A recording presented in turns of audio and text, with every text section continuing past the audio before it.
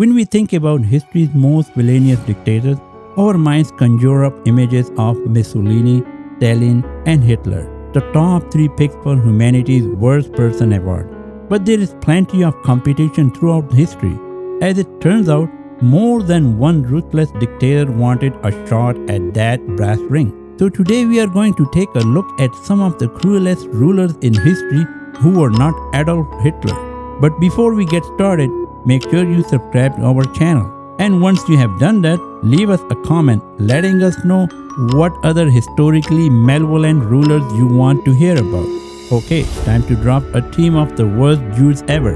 In the year 800, since he created and ruled the Mongol Empire, Genghis Khan has become somewhat of a household name, known as a ruthless ruler who wiped entire cities off the map and was not shy about executing everyone who got in his way.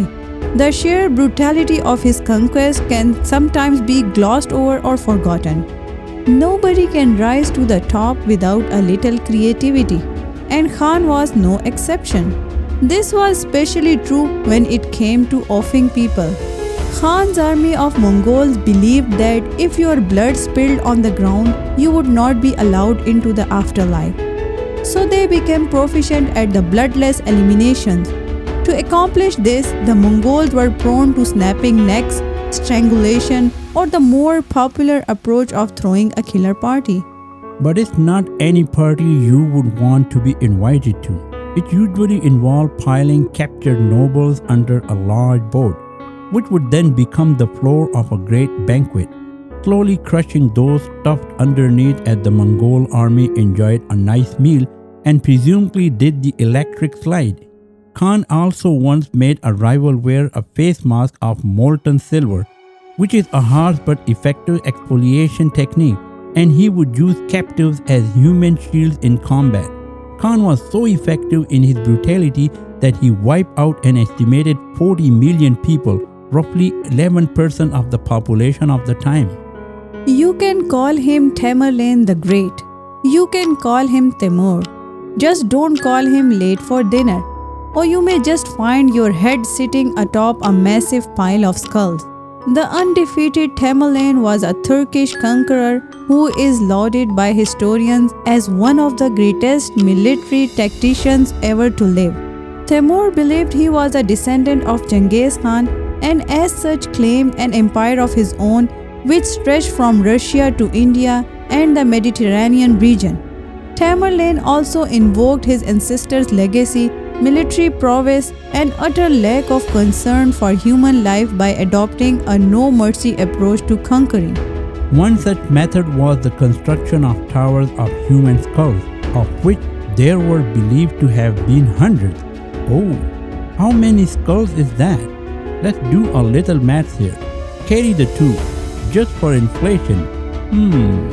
Oh, that's a load of skulls.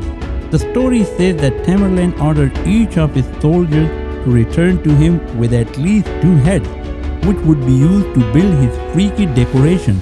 And we get it. A tower of skulls is a great way to get your point across, provided that point is never make direct eye contact with me. Vlad the Impaler may just be the inspiration for modern horror, a title which was earned many times over during his rule in the 15th century. He is often cited as the inspiration for Bram Stoker's Dracula, for reasons that will soon be pretty obvious. As a young man, Vlad and his brothers were taken hostage in the Ottoman Empire to ensure the loyalty of Vlad's father. But when young Vlad was finally released, he learned that the Ottoman overlords had whacked his father anyway. Vlad did what anyone who subsequently inspired several decades of Goth poetry would do. He took on the title of Vlad III, Dracula or son of Dracul, and set off on a series of crusades against those who wronged his family.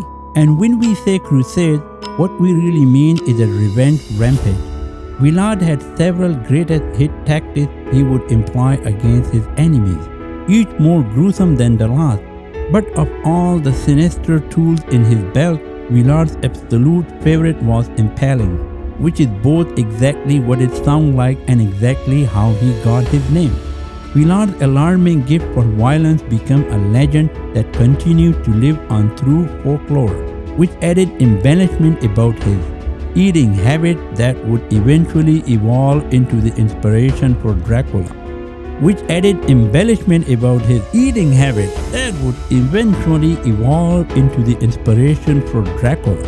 Qin Shi Huang is known for unifying the Chinese Empire by creating the Qin dynasty in the early 220s BCE. How did Huang manage it? With a simple three-pronged initiative: dismantle the entire education system, be unreasonably erratic in the way you govern, and work the general populace to death. That sounds like the world's grimmest infomercial. When Huang seized power in 221 BCE, he stuck to a pattern of severe punishment, speaking incoherently and issuing completely nonsensical orders to his constituents. Huang grew paranoid about the danger posed by an educated public, so he waged war on book learning. He burned priceless books and bumped off 460 Confucian scholars in a single year because they were unable to make him immortal. Didn't anyone tell him, all you have to do is record one really great album and you will live forever, man? Huang tried to establish an elaborate transportation system as well as a wall so great that it could keep out his enemies. But that's not the Great Wall of China. That came later. To support these infrastructure projects, Qin established a peasant class by declaring all to be equal under one law and imposed massive taxes. Poor leadership, high taxes, and the strict overseeing of hard labor led to disaster for his people. Thousands starved, succumbed to disease, or would simply work until they collapsed into their graves. Pretty steep price to pay for a vanity construction project. Ivan IV of Russia, often referred to as Ivan the Terrible, has a supervillain backstory full of political conspiracy and corruption, because you don't earn a nickname like that by volunteering at a church. He watched as power was snatched away from his mother, who was allegedly poisoned by rivals in 1547.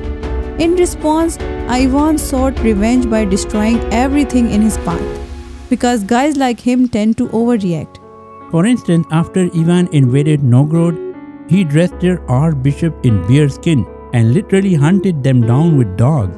Many others not lucky enough to be clad in warm fur were tied to sledges and driven into freezing water. Their families were not safe either. After a heated argument, Ivan clubbed his hair so severely that he suffered brain damage and eventually perished. On another occasion, Ivan attacked his pregnant daughter-in-law until she miscarried. Ironically, Ivan passed away relatively gently, suffering a heart attack in 1584 while playing chess. Whoever had been brave enough to play the game with him probably breathed a huge sigh of relief.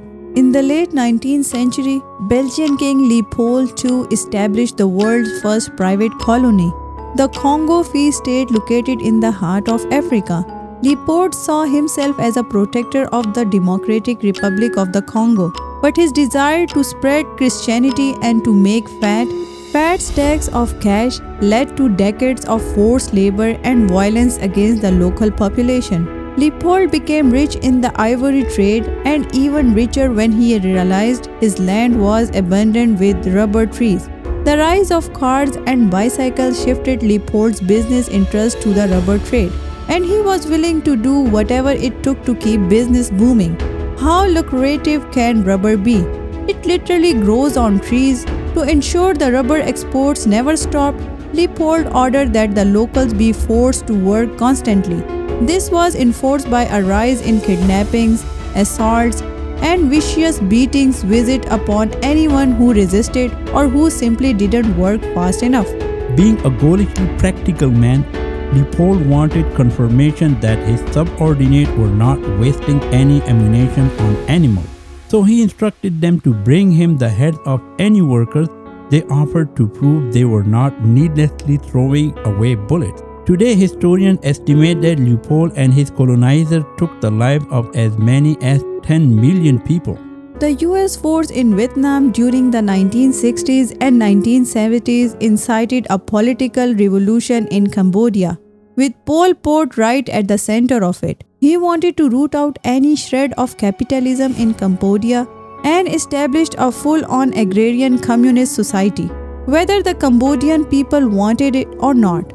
Pol Pot's Khmer Rouge party took power in 1975 and swiftly put his plan into action. 2 million Cambodian people were forced out of the city and set to work in the fields. The goal was to create a peasant class and eliminate Cambodia's urbanites and intellectuals. In fact, the peasant class was so ill-regarded that they were told, "To keep you is no benefit, to destroy you is no loss." That's a pretty harsh motivational poster. Pol Pot had a broad spectrum of brutality that included rampant starvation, disease, and routine capital punishment. Many peasants who managed to avoid all of that were fatally overworked in the field. Even though he was only in power for a 4-year period between 1975 and 1979, he was responsible for the loss of approximately 1.5 million lives. Maximilien Robespierre is a controversial figure in history. He was an advocate for universal voting rights, and he fought against racial and religious discrimination. But he wouldn't be in this video if there were not proverbial headless skeletons in his closet, or literal ones for that matter. First of all, Robespierre was the foremost ruler during the revolutionary time known as the French Reign of Terror. During his time in the big chair, he imprisoned over 300,000 people suspected of crimes against the government. He purportedly slew as many as 40,000 of these prisoners. Robespierre was elected to the head of the Committee of Public Safety in 1793, at the start of the French Revolution. It was then that he began to tighten his suffocating grip on the people of France, silencing any voices of opposition that began to form against the new republic. Robespierre's ego started to get the better of him, and his increasing paranoia led him to find a good friend in a guillotine. It is estimated that Maximilien sent almost 17,000 people to the guillotine, including former allies such as George Danton. Once Robespierre attempted to instill a national religion, a contradiction to his earlier held belief, his people began to turn on him. In a twist of fate worthy of Alanis Morissette's song, Robespierre was made a few inches shorter by the guillotine in 1794. In the early 20th century, the Ottoman government began to see the rise of a new political body known as the Young Turks, led by Talat Pasha, a political activist and noted critic of the Sultan Abdul Hamid II. The goal of the Young Turks was to establish a new secular order that could slowly siphon power from the Sultan. The Sultan would remain head of the state in title, but the Young Turks began to run the show behind the scenes. The start of World War I saw the Young Turks siding with Germany and Austria. Many Armenians living under control of the Ottomans joined forces with the Russians, hopeful of achieving independence should Russia win the war. Because he wasn't a terribly flexible or reasonable man, Pasha viewed this as an open insubordination, and it enraged him. He forcefully relocated more than 1 million Armenians from Anatolia, Constantinople, and other provinces in Syria and Mesopotamia, which were sympathetic to Russian forces. The relocation was not a pleasant one. Deportees who were not immediately eliminated were ordered onto death marches. Those who were displaced endured a year of hardship and brutality referred to as the Armenian Genocide, which claimed the life of as many as 1.5 million people. Eventually, the Ottomans were forced to surrender to Allied forces. Pasha resigned his Grand Vizier position and fled with the Young Turk. He lived in exile until an assassin finally punched his ticket in 1921. So what do you think? Which of these rulers were the worst? Let us know in the comments below. And while you are at it, check out some of these other videos from our Facts Hub. That's it for today. Bye for now.